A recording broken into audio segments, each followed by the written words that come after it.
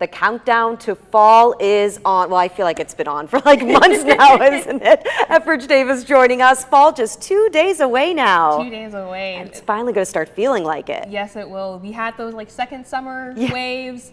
Second, third, fourth, fifth summer, it felt like. Yeah.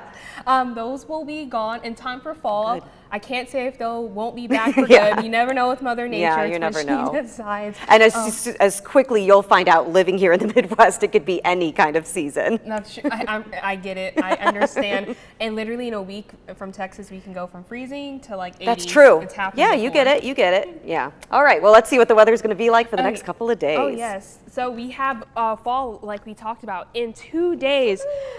Really excited for that. And we will experience some fall temperatures. Now, getting a look right now in Moline, we can see those clouds building up right now. It's pretty cloudy outside. That's because we have some cold fronts that will be a cold front that will be making its way through later this evening. Right now it is 77. We have some wind gusts right now of 11 miles per hour, so it feels really, hopefully the breeze can cool us down from our dew point temperature, which is 69, so it actually feels a little bit warmer than it is outside. So hopefully that wind could give us a nice little cool breeze. Right now in Davenport, it's slightly warmer, 78. Again, high dew point, so it feels a little bit warmer at 80 degrees. We do have a stronger wind breeze, so hopefully can cool us down a little bit more. Now, looking at our temperatures around the area, we're sitting in the 70s across the area, 77 here in Quad City, 76 in DeWitt. So sitting kind of warm right now. I expect those temperatures to get a little bit warmer before we have a cold front coming through. Now, looking at our radar, we had some isolated showers over here to our southeast areas and Sterling and Clinton around that area. But currently right now it is dry. It's just really cloudy, but it's not going to be dry for long. Looking at our future track, we have this cold front right here.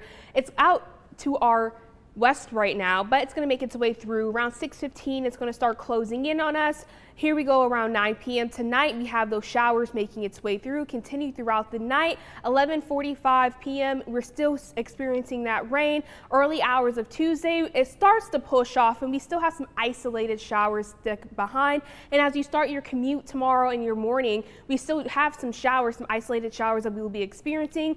And then I would say by tomorrow afternoon, those storms are going to clear out, and it's going to be nice and dry, and it's going to be like that for at least the remainder of your work week. It's going to feel really great. Now, our severe threat for tomorrow, we're sitting in a possible range, as you can see. My main concerns with the severe threat is a possibility of wind gusts and hail. That's the big threats that I would see right now with the storms that will be making its way through tomorrow. Now, how much rain are we expecting? Well, we're going to get a nice, good drenching. So if your grasses need some watering, your plants, we're going to get some nice amount of water. Here in the Quad Cities, we're going to get about 7/10 of an inch. Some places down here in Galesburg, you guys are getting an inch right now. Burlington, 2 inches of rain. So we're going to get a nice drench, which is really nice. I know your plants and everything need it. It's been kind of dry here lately, and that's the rain totals that we are expecting. Now, tomorrow morning, now that cold front has gone through, we're going to have some cooler temperatures. It's not going to be as warm as it was today. We're sitting in the lower 60s, upper 50s across the area, 60 Quad Cities, 60 in Burlington, so it's feeling really nice tomorrow than it will today. Our highs tomorrow, we are looking in the low 70s. That cold front came through, pushed out. Temperatures are going to remain cool just in time for fall. So we're sitting in the lower 70s, upper 69 for some areas, 69 here down in Galesburg. Now tonight we're going to be expecting some thunderstorms. It's going to feel nice, much cooler than it has lately with the 59 degrees. We're going to have a nice wind breeze. Like I said, gusty winds is a possibility of a severe threat that I'm expecting with these storms. Tomorrow we're going to have those storms continue into the morning, and it's going to be nice and cool. It's going to then after noon, it's going to be clear, nice and dry. Looking at your next 8 on 8 after those storms tomorrow and Tuesday morning, it's going to be a nice clear week. Temperatures return to the lower 70s just in time for fall, which starts on Wednesday. We're expecting 70, which is great because our normal high around this year is upper 70s, and we've been above that, so finally we get a chance to go below opposite. Balance the scales somehow, right? Exactly. But really our only chance of rain over the next 8 days is today. Is today, yes. Yeah, so we're going to continue that dry pattern if we don't get enough today. That's true. All right, thank you so much. Well, still ahead, back Well, let's see how the weather is impacting your health today. Efridge? Yes, getting a look at how your weather impacts your health, we're going to get a look at our air quality, which we're sitting at good, and our heat index, we're sitting in the orange. We have a slight heat index today. For people who have allergies, today is looking really good. If you have tree pollen, grass, or mold, very low to low. However, if you have weed pollen allergies, those are moderate. So you may be experiencing some effects of allergies if you're allergic to weed. Now, looking at our air pressure systems for people who suffer from joint pain, arthritis, headaches, anything like that, we're sitting in the green few pains. We're not seeing too much of a decrease or increase in the air pressures to really have more some pains or numerous pains. So we'll be right back after the break. Hi, we're having that countdown to fall. Fall starts in 2 days.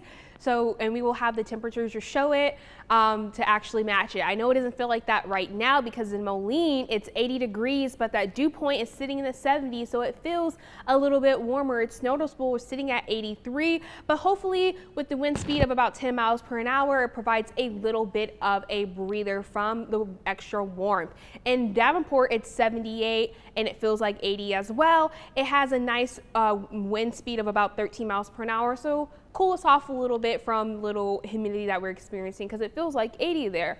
Now sitting in the air across the area, now we're sitting in the mid 70s, upper 70s, lower 80s, 80 here in Quad Cities and DeWitt, 76 in Clinton. So as we get in towards noon, those temperatures are starting to get warm. However, I do not believe they will be lasting that much longer as we do have a cold front making its way through tonight.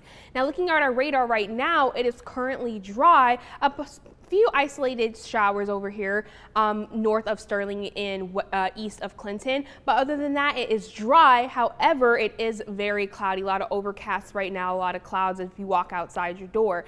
Now that cold front I was telling you guys about earlier, it's going to be just outside our viewing area around 6:15 this evening. It's going to make its way through, bringing showers with it. Here we are around 9 p.m. It's hitting the Quad Cities, expecting some like heavy rain with it. It's going to make its way through Monday night right before midnight. Still we're having the rain continue out the way through the early hours of Tuesday. We're starting to have some isolated showers as it's making its way out, and then we're going to continue to have some isolated showers into Tuesday morning as well as you head out to work, to school, your morning. So definitely take a raincoat or rain jacket with you. We're going to need it. We still have some isolated showers.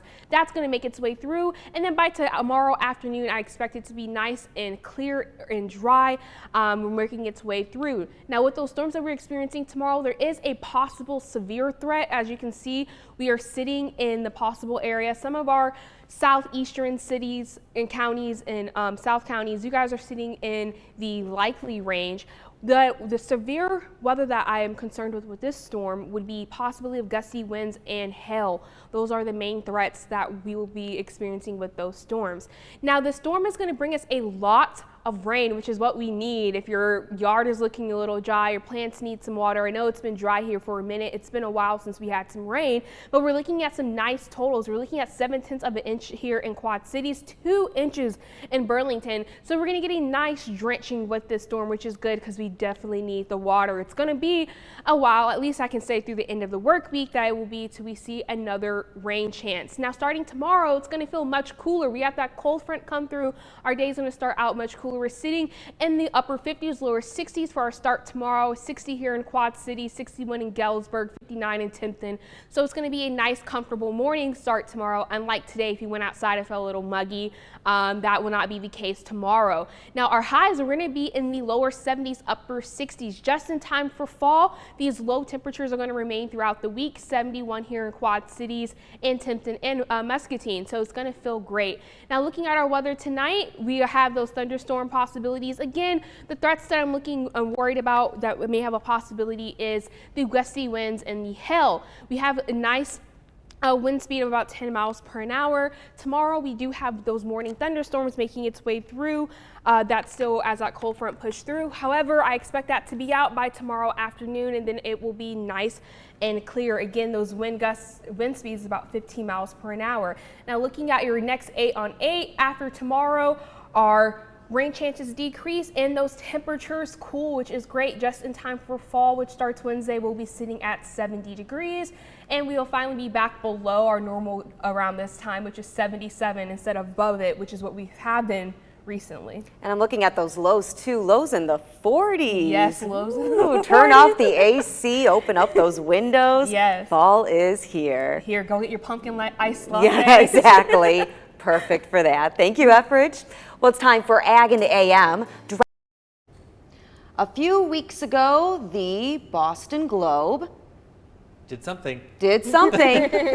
We will find out, but you should just study this picture because it is the picture that we are going to talk about for a long time once the prompter starts There. moving. The Boston Globe published this picture from photographer Jessica Rinaldi. It's a fairly straightforward picture centered around a 101-year-old woman and her daily job of sorting through lobsters. Some she keeps, but others, as you can tell, don't make the grade, and they are tossed back into the Atlantic Ocean. Welcome back. Andrew is joining me in Ethridge in the studio lounge, as I like to call it, as we talk about some of the interesting stories that are making headlines around the country and around the world. So that picture became an internet sensation, and now we're learning more about the star of it. Her name is Virginia Oliver. Now, she has been a lobster woman for more than 90 years and is Maine's oldest lobster harvester.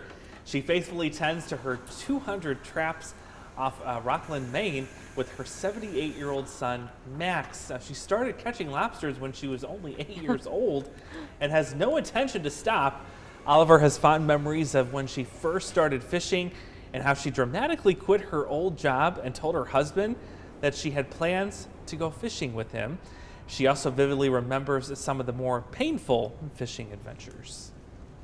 My son-in-law, he likes crab meat, so I was saving crabs one day. It reached up and bit my little finger. And if it hadn't been for a bone, the end of it would have chewed it right off. I had to go and have 7 stitches taken in it. And the doctor says, well, what are you doing out there anyway? Well, that kind of teed me off. And I said, well, that's because I want to do it. I said, I'm old enough to do what I want to know. Well, I've always done it, so now I might just well keep right on doing it. Old enough to know what I wanted. What did she say? I don't know, but it was good. I love that. Don't tee her off. Yeah. Oliver says she's concerned about the health of the lobster population, which she said is subject to heavy fishing pressure these days. Yeah. Well, since that picture first appeared on social media, it has become a widely popular meme. So here are just some of the examples that we found online. It says we're not connected, but my iPad says it is connected. Let's try this again. Speak upon yourself, between She yourselves. was adorable. I my love. Oh, she's so goodness. cute. And she's been doing this for so long. She was 8 years old. Isn't talking that about incredible? hard I love work it. and She's like determination. Ooh. she's like teed off. I'm teed off by that doctor. All right, well, it says I'm connected, so I'm not sure what the problem is back behind the scenes, but maybe we will just move on. Okay.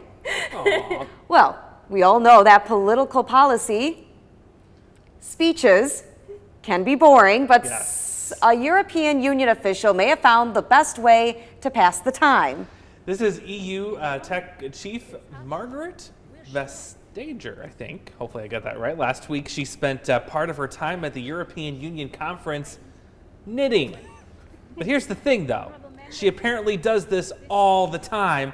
Back in 2018, she tweeted that knitting keeps you focused.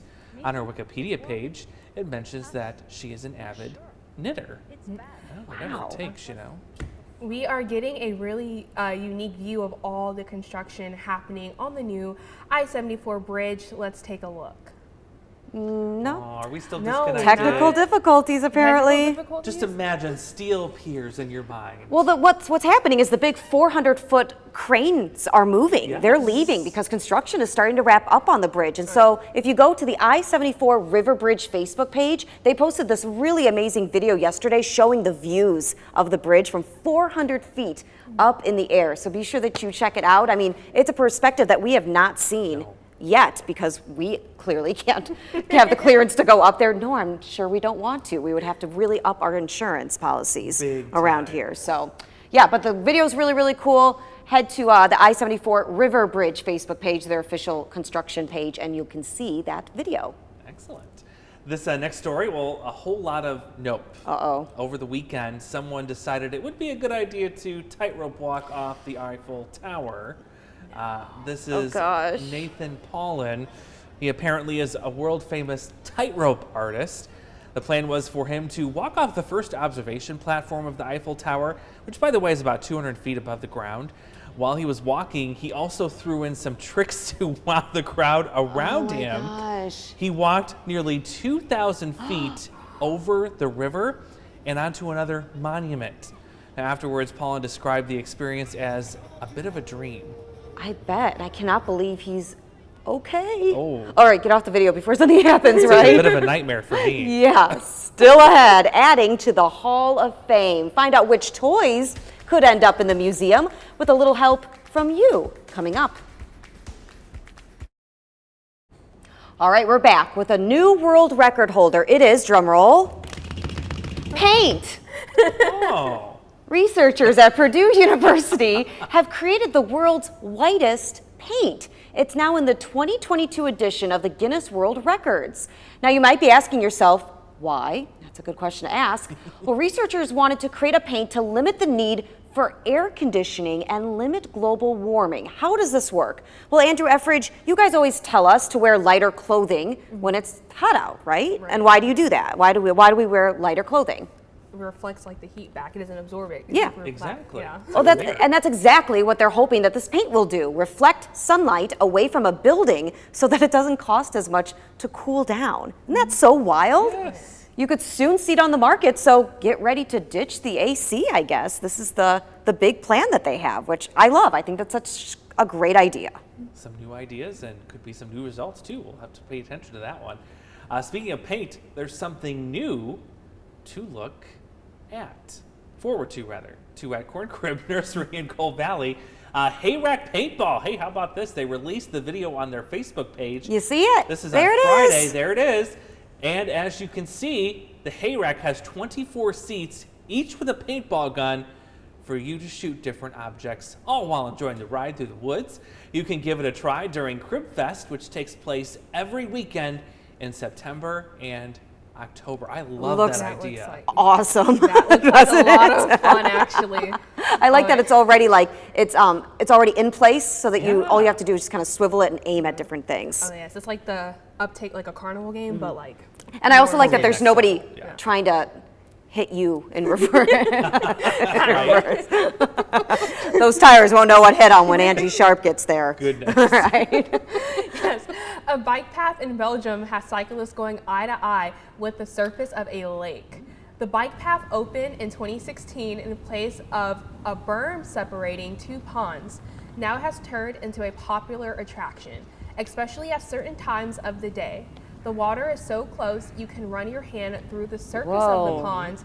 The path was built as a part of a tourism plan to bring more people to that part of Belgium. Wow. That is incredible. Nice. I'm That's telling really- you. It'd be cool if we could do that around That's here, really right? pretty. As I Oh, said it's last so time, put pretty. it in the Mississippi River. Yeah. I don't care if it floods, Why not? you know? Let's go for it. Do it. The Toy Hall of Fame has announced its 2021 finalist class, and the list has interesting nominations. Boy, well, according to the museum, all of the 2021 finalists have greatly influenced the world of play. American Girl dolls. Oh, yeah, I had Molly. Cabbage Patch Kids. My mom had some of those, I believe. Masters of the Universe, including He-Man, I think it's She-Ra, and Skeletor. The game Battleship. Oh, good remember one. that? Yeah. Billiards. But this is where the list gets a little strange. The Pinata was nominated. And get this, sand. According to the museum, just regular old sand. The substance is perhaps the most universal and oldest toy in the world, and fans are invited to vote for their favorites as part of a player's choice ballot, and that will be closing on Wednesday, September 22nd. The winners will be inducted November 4th. And we have that ballot right here on the Apple TV. I think we were supposed to show this now so that Where's you Sand at? can vote for the American Girl doll, Battleship, Billiards, Cabbage Patch Kids, Fisher-Price Corn Popper, that's a pretty good one. Oh, that is. Mahjong, Masters of the Universe, Pinata, Risk, Sand, There it is. Settlers of Catan. And the toy fire engine. Which should we vote for, you guys? My mom, when I was a kid, the popper I had, Yeah. she hates noise. She took out the popper and then put all the stuff back in, and it wouldn't pop because my mom Oh, hated because you it. had that. All right, So well, I let's vote think for that I should one. vote for that one, just to spite her. All right, thanks for voting. Return to fall. Well, there you go. Again, it closes on the 22nd, which is this Wednesday. I love it. All right, here's a live look from our Eagle Eye in Moline. I'm going to use that on my son, I think. Efridge tells us how warm it's going to get this afternoon and when temperatures are going to fall for fall right after this. Welcome back. Getting a look at those current temperatures right now. We are sitting in the upper 70s, lower 80s across the board. 79 here in Quad Cities, 81 in DeWitt. Those temperatures are going to get a little bit warmer before we have that cold front that's bringing the storms that later this evening and tonight. That's going to cause those temperatures to decrease and bring some nice weather. Now, getting a look at our accurate forecast, we're going to have Monday. We have some morning showers possible with some afternoon storms before we have those evening storms, but tonight is going to be the main event with those storms coming in this evening and lasting throughout the early hours of Monday night, Tuesday morning, and heading into Tuesday morning, looking at your 8-day. After we have that rain tomorrow, we're going to be back in the 70s just in time for fall, which starts Wednesday, and we're going to continue that for the rest of your work week. It's going to be absolutely beautiful. Get Yes. ready for fall, y'all. And I could say that 'cause she's from Texas right next week. I know I did it horribly, though. Thank you for watching News 8 at 11. Our next news is at 5. In the meantime, get the latest on WQAD.com.